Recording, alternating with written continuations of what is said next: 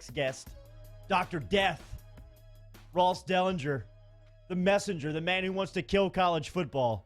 You read his news over the weekend. Dellenger has been putting out flames from college football fans after he was just tweeting out some of the stories that he gathered over the weekend, including one talking about a heart issue that may sideline college football for the season, with Power 5 commissioners and leaders coming together on Sunday. They'll meet again here this week with potential of a decision to postpone or suspend the fall.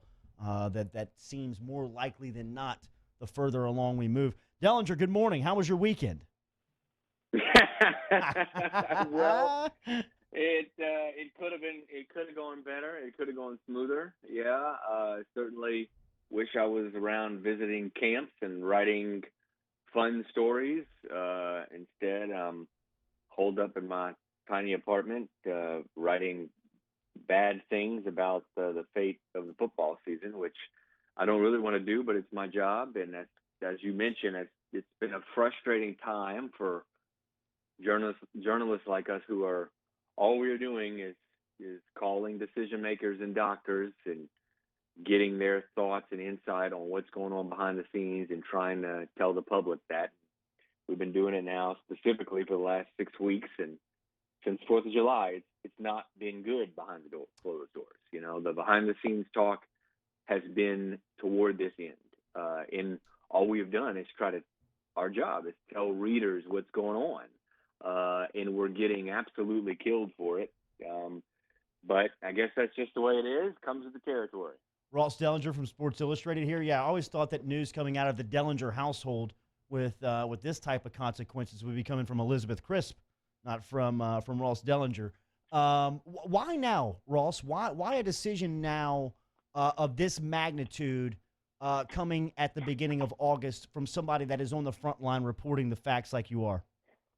Well, I think we wrote a story yesterday morning that dropped about, as you mentioned there on top on the open, is about the heart, and the implications with the heart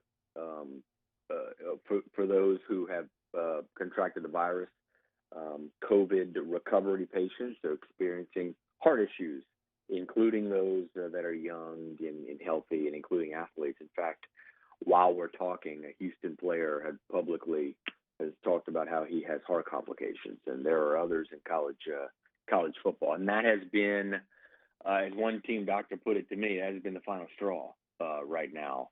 And, it's not all because of that. Obviously, I think a lot of people, including a lot of Big Ten presidents, were on edge about a season. I think everybody's on edge about a season, some more than not. Big Ten CEOs, Pac-12 CEOs, probably on edge more than others. And then when you add in this heart issue, which medical experts or medical advisors over the last few weeks have filled in the CEOs on calls and such, and talked about how this is now affecting young athletes, and it's kind of been the last straw there. I think the tipping point in a way, and they don't talk about it much. You don't hear about it written about a ton because they don't talk about it a whole lot, because I think it scares them. It scares a lot of them, and it's kind of a recent thing as far as finding this condition in young people and in athletes, but it's starting to happen. And you can imagine from a liability standpoint, it's scaring a lot of leaders. And that's that's part of what got us to this point, is this heart thing. But there are many more, of course. Bubbling a college campus, which we've written about extensively over the summer, is virtually impossible without allowing any students on campus. The testing, the availability of testing, and the return times in testing, travel for teams. It's one obstacle after another. So the heart thing is just one of many obstacles. It's just probably the most recent serious one. Just a quick question on the Hart article, Ross. If people did decide to go for it, is there a path to play with these heart issues apparent? Like, is there a path to play even through that? Yeah, absolutely. And in fact, I quoted that doctor. He's the leading leading sports cardiologists in the nation, and I quoted him in that story. He said, "You can play.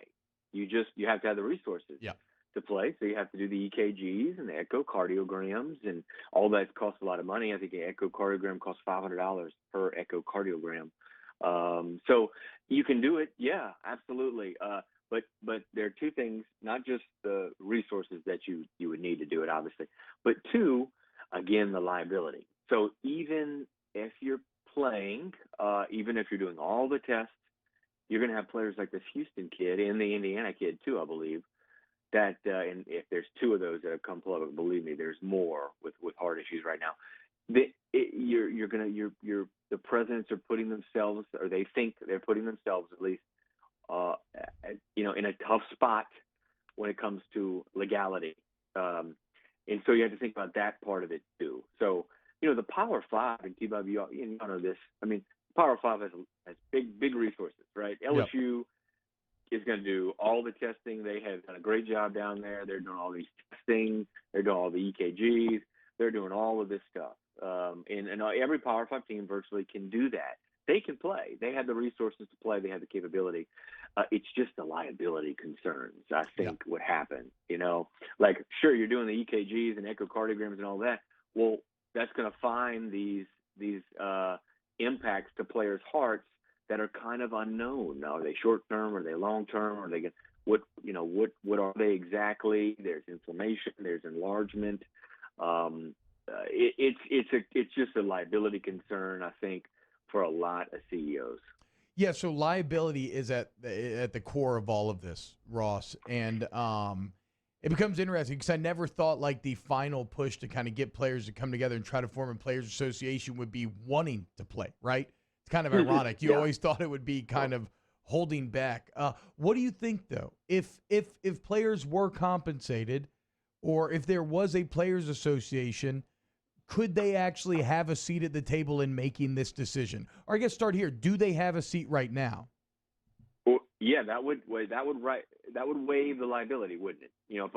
If you got players together in a union, and a union representing all of the players signed off on playing football and all of these different things that a football team would have to do, your liability would be waived. Now the problem with that is the NCAA already came out last week with requirements, and one of them was players can't waive their liability. Schools cannot require players to waive their liability. So there's a lot going on right now.